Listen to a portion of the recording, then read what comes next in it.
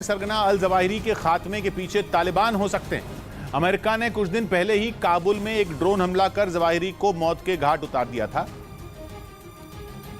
लेकिन खबर है कि जवाहिरी की मौत के बाद तालिबान के कई नेता सवालों के घेरे में हैं। ऐसा इसलिए कहा जा रहा है क्योंकि अफगानिस्तान में बिना तालिबान की मदद से अमेरिका इतने बड़े ऑपरेशन को अंजाम दे ही नहीं सकता, क्योंकि जवाहिरी पिछले कई साल से वहां बेहद खुफिया तरीके से रह रहा था, जिसकी भनक किसी को नहीं थी। वो वहीं छिपकर अलकायदा को ऑपरेट कर रहा था, जबकि अमेरिका ने उसका पता लगाने के लिए एड़ी चोटी का जोर लगा दिया था। ऐसे में कहा जा रहा है कि तालिबान ने ही अलकायदा के सरगना का सुराग अमेरिका को दिया, जिसके बाद अमेरिका ने बड़ी आसानी से ड्रोन से हमला कर उसे मार गिराया। और कहा जा रहा है कि अपनी पनाह में जवाहिरी को छिपाने वाले तालिबान ने ही उसे धोखा दे दिया। उसने ये कदम इसलिए उठाया क्योंकि तालिबान दुनिया के कई देशों से मान्यता लेने के लिए इन दिनों जोर शोर से जुटे हैं और अमेरिका का साथ देकर तालिबान ने अपने इसी हित को साधने की कोशिश की। लेकिन जानकारों ये अपने किचन से ही क्लाउड किचन का कारोबार करते हैं। दिन में 4-5 घंटे ज्यादा काम करते हैं। हर महीने 1.5 से 2 लाख कमा लेते हैं। इनसे सीखना है तो फ्रीडम ऐप को अभी डाउनलोड कीजिए। का ये भी मानना है कि तालिबान अलकायदा से दुश्मनी मोल नहीं ले सकते। वहीं आशंका तो ये भी जताई जा रही है कि अमेरिका ने पाकिस्तान या ईरान की एयर स्पेस का इस्तेमाल कर जवाहिरी पर ड्रोन हमला किया था। हालांकि मौजूदा वक्त में ईरान के साथ अमेरिका के रिश्ते अच्छे नहीं हैं। ऐसे में ईरान ने अमेरिका को अपनी एयर स्पेस का इस्तेमाल करने की इजाजत दी होगी, ये बात गले नहीं उतर रही। तो फिर शक की सुई पाकिस्तान की तरफ जाती है, क्योंकि पाकिस्तान अमेरिका के कर्ज तले दबा हुआ है और मौजूदा वक्त में वो अमेरिका की किसी भी बात को नजरअंदाज करने की हालत में नहीं है। ऐसे में कहा यह जा रहा है कि पाकिस्तान की एयर स्पेस का इस्तेमाल कर अमेरिकी ड्रोन अफगानिस्तान में दाखिल हुआ, जहां तालिबान ने भी उसकी मदद की और इस तरह अल जवाहिरी को मौत की नींद सुला दिया गया। वहीं कुछ खबरें ऐसी भी हैं कि यह हमला मध्य एशिया के देश किर्गिस्तान से किया गया था, क्योंकि किर्गिस्तान में 2014 तक अमेरिका का एयरबेस मौजूद था। हालांकि अभी तक अमेरिकी सरकार ने यह जानकारी नहीं दी है कि जवाहिरी को मारने वाले ड्रोन ने कहां से उड़ान भरी थी और उसने कौन से रूट का इस्तेमाल किया था। वहीं शामली में मामूली कहासुनी को लेकर पूर्व महिला प्रधान को गोली मार दी गई। अवैध हथियारों के साथ आरोपियों का वीडियो तेजी से वायरल हो रहा है, जिसमें कुछ लोग हाथ में अवैध हथियार लेकर गाली गलौज करते दिखाई दिए। वो लगातार धमकी दे रहे थे। इसी दौरान गोली चली जो गांव के पूर्व प्रधान को जा लगी, जिससे वो बुरी तरह से घायल हो गयी। उनको अस्पताल में भर्ती करा दिया गया। जानकारी के मुताबिक ये झगड़ा बच्चों को लेकर हुआ था। मामला बच्चों के थोड़ा वो था आपस में, तो उनके ऊपर थोड़ा सा धमका दिया हमारे बड़े भाई ने।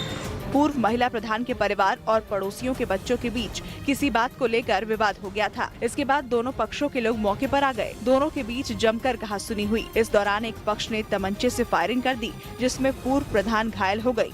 फिलहाल सभी आरोपी फरार हैं। आतंकी संगठन अलकायदा के नए वारिस की रेस में सबसे आगे चल रहा सैफ अल अदील अमेरिका का सबसे बड़ा दुश्मन है। बताया जा रहा है कि वो किसी भी मामले में लादेन और जवाहिरी से कम नहीं है और वो कई बार अमेरिकी सैनिकों को निशाना बना चुका है। यानी लादेन और जवाहिरी की मौत के बाद भी अलकायदा अमेरिका का सबसे बड़ा सिरदर्द बना रहेगा। ऐसा इसलिए क्योंकि खबर है कि सैफ अल अदील को अमेरिका फूटी आंख भी नहीं सुहाता। माना जाता है कि अमेरिकी सेना और नागरिकों पर हुए 2 बड़े हमलों के पीछे सैफ अल अदील का ही दिमाग था। पहली बार उसने 1993 में सोमालिया में अमेरिका के 2 हेलीकॉप्टरों को मार गिराने की साजिश रची थी, जिसमें 18 अमेरिकी सैनिक मारे गए थे। और कहा जाता है कि 1993 में सोमालिया में अमेरिकी सैनिकों को मारने के बाद उनके शवों के साथ बर्बरता भी की गई थी। अमेरिकी सैनिकों के शवों को सड़कों पर घसीटा गया था। इस घटना को ब्लैक हॉक डाउन के नाम से भी जाना जाता है। और उस वक्त ये खबर आई थी कि सैफ अल अदील ने ही वहां आतंकियों को विस्फोटक बनाने और मिसाइलों को गिराने की ट्रेनिंग दी थी, क्योंकि वो खुद मिस्र की सेना में कर्नल रैंक का अधिकारी रह चुका था।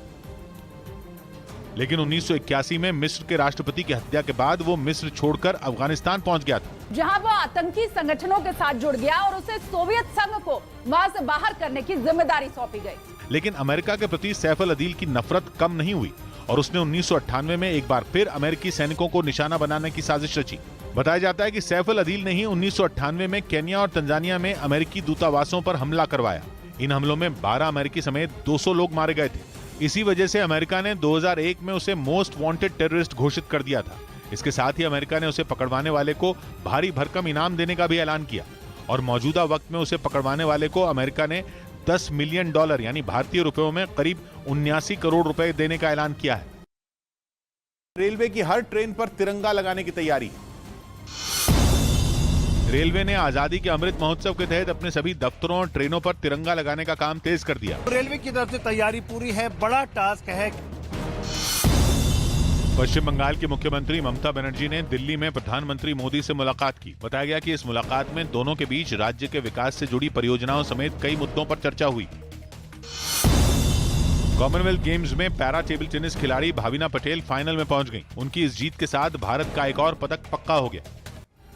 उधर नोएडा की पॉश कॉलोनी में एक महिला से बदसलूकी का वीडियो सोशल मीडिया पर वायरल हो रहा है। वीडियो में एक आदमी महिला को गाली देते नजर आए। दबंग टाइप का ये आदमी महिला के साथ गाली गलौज करते हुए नजर आया। वीडियो में एक जगह ये महिला को धक्का देते हुए भी नजर आया। जानकारी के मुताबिक वीडियो में दिख रहा आदमी खुद को बीजेपी का नेता बताता है, जिसका नाम श्रीकांत त्यागी है। आरोप है कि श्रीकांत त्यागी ने सोसाइटी के पार्क में अवैध कब्जा कर रखा है। महिला ने जब अवैध कब्जे का विरोध किया तो श्रीकांत ने महिला को तेजी से धक्का दिया और मारपीट करने की भी कोशिश की और गाली गलौज करने लगा। तेरे पति को भी जानता हूँ। इसी दौरान पूरी घटना आसपास के लोगों ने अपने मोबाइल में रिकॉर्ड कर ली, जो अब सोशल मीडिया पर तेजी से वायरल हो रहा है। ये वीडियो नोएडा के सेक्टर 93B में मौजूद ग्रैंड ओमेक्स सोसाइटी का है। बाद में हंगामा बढ़ता देख मौके पर पहुंची पुलिस ने मुकदमा दर्ज कर लिया। पुलिस के मुताबिक झगड़ा पेड़ लगाने की वजह से हुआ था। पूर्वी यूक्रेन में रूस की सेना लगातार हो रहे जवाबी हमलों की वजह से बुरी तरह फंस गई है। जंग के 163 दिन बीतने के बाद भी पूर्वी यूक्रेन में रूस डोनेस्क को पार नहीं कर पाया है। डोनेस्क पूर्वी यूक्रेन का ऐसा प्रांत है जो जंग से पहले ही विद्रोहियों के कब्जे में था। यानी यूक्रेन की फौज का कब्जा पूर्वी यूक्रेन के उस हिस्से में पहले भी नहीं था। लेकिन खबर है कि लाख कोशिश के बाद भी रूस की फौज डोनेस्क से आगे नहीं निकल पाई। पश्चिमी देशों से मिल रहे घातक हथियार यूक्रेन की फौज को लगातार ताकत दे रहे हैं। महीनों से रूस की फौज यूक्रेन के किसी नए शहर पर कब्जा नहीं कर पाई है। बाखमुत, क्रमाटोर्स्क और स्लोवियांस्क पूर्वी यूक्रेन के 3 ऐसे बड़े शहर हैं जिन पर कब्जा करने के लिए रूस ने पूरा दम लगाया हुआ है। रूस के ताबड़तोड़ हमले झेलने के बाद भी इन शहरों पर यूक्रेन की पकड़ मजबूत है। यहाँ तक कि दक्षिणी यूक्रेन में ऐसे कई शहर हैं जिनके लिए जंग खत्म होने का नाम ही नहीं ले रही। कभी इन शहरों पर रूस दावा ठोकता है तो कुछ दिन में ये फिर यूक्रेन की मुट्ठी में चले जाते हैं। और पता चला है कि इस जंग में यूक्रेन की वो तैयारी काम आ रही है जो उसने 2014 में शुरू की थी। 2014 में रूस ने क्राइमिया को यूक्रेन से अलग कर दिया था, लेकिन उसी वक्त यूक्रेन ने आत्मरक्षा के लिए तैयारियां तेज कर दी थी और खास तौर पर विद्रोहियों के कब्जे वाले डोनेस्क और लुहांस्क को घेरने के लिए बड़ी तैयारी की थी, जिसके लिए 2 शहरों को यूक्रेन की फौज के खुफिया ठिकाने के तौर पर विकसित किया गया था। पहला आवदीवका और दूसरा पीस्के। ये दोनों ही शहर रूस के गले की हड्डी बने हुए हैं। दावा यह है कि इन शहरों में यूक्रेन की फौज के ऐसे ठिकाने हैं जिनकी पहचान करना भी दुश्मन के लिए मुश्किल है। बंद पड़े कारखानों, जले हुए मकानों और सुनसान गाँवों में यूक्रेन के सैनिक छिपे हुए हैं। ऊपर से पश्चिमी देशों से मिले हथियारों ने इनकी तैयारियों को और भी मजबूत कर दिया है। यूक्रेन की जंग पर नजर रख रही कुछ एजेंसियों ने यूक्रेन की इस तैयारी की खूब तारीफ की है। दावा किया गया कि जैसे ही रूस की फौज आगे बढ़ने की कोशिश करती है, उस पर बमों और मिसाइलों की बौछार शुरू हो जाती है, वो भी रूस की फौज को चौंकाते हुए। हर बार किसी नए ठिकाने से होने वाली बमबारी ने रूस के सैनिकों को परेशान कर दिया है। रूस की टेंशन ये है कि न तो वो पीछे हट सकता है और न ही वो आगे बढ़ सकता है। उत्तराखंड के उधम सिंह नगर में एक चौंकाने वाला वीडियो सामने आया, जिसमें एक मगरमच्छ रेलिंग में फंसा दिखाई दिया, जिसका वीडियो किसी ने अपने फोन में रिकॉर्ड कर लिया। सामने आए वीडियो में वो मगरमच्छ हरिपुरा बैराज के ऊपर लगी रेलिंग में फंसा दिखाई दिया। हालांकि रेलिंग से बाहर निकलने के लिए वो लगातार कोशिश करता रहा, लेकिन रेलिंग पतली होने की वजह से वो बाहर नहीं निकल पाया। जिसके बाद वहां पास से गुजर रहे लोगों ने इसकी सूचना वन विभाग को दी। मौके पर पहुंचे वन विभाग के कर्मचारियों ने किसी तरह से मगरमच्छ को बाहर निकाला और फिर उसे पानी में वापस छोड़ दिया गया। बेंगलुरु से रोंगटे खड़े कर देने वाली एक घटना सामने आई। वहां एक डॉक्टर ने अपने 4 साल के बच्चे को जान से मारने के इरादे से बिल्डिंग की 4थी मंजिल से नीचे फेंक दिया और उसकी यह हरकत बिल्डिंग में लगे सीसीटीवी कैमरे में कैद हो गई। बताया गया कि पेशे से दांतों की डॉक्टर सुषमा का बेटा मानसिक तौर पर बीमार था, जिसकी देखभाल से वो इतनी तंग आ गई कि उसे बिल्डिंग से गिराकर मारने पर उतारू हो गई। वीडियो में साफ नजर आया कि उसने एक नहीं बल्कि 2 बार बच्चे को 4थी मंजिल से नीचे फेंकने की कोशिश की। पहली बार बच्चे ने घबराकर मां को पकड़ लिया, लेकिन दूसरी बार में उसने 4 साल के मासूम को पूरी ताकत से उठाकर बिल्डिंग से नीचे फेंक दिया। आरोप है कि उसने करीब 3 महीने पहले बच्चे को बेंगलुरु रेलवे स्टेशन पर छोड़ने की कोशिश भी की थी, लेकिन उसका पति बच्चे को ढूंढकर घर वापस ले आया और अपने उस प्लान के फेल होने के बाद उसने बच्चे को ठिकाने लगाने के लिए ये रास्ता चुना। वीडियो में दिखा कि बच्चे को फेंकने के बाद वो खुद भी बिल्डिंग की रेलिंग पर लटक गई। हालांकि वहां मौजूद लोगों ने उसे पीछे खींच लिया, लेकिन इतनी ऊंचाई से फेंके जाने की वजह से बच्चे की मौके पर ही मौत हो गई, जिसके बाद पुलिस ने आरोपी डॉक्टर सुषमा को गिरफ्तार कर लिया।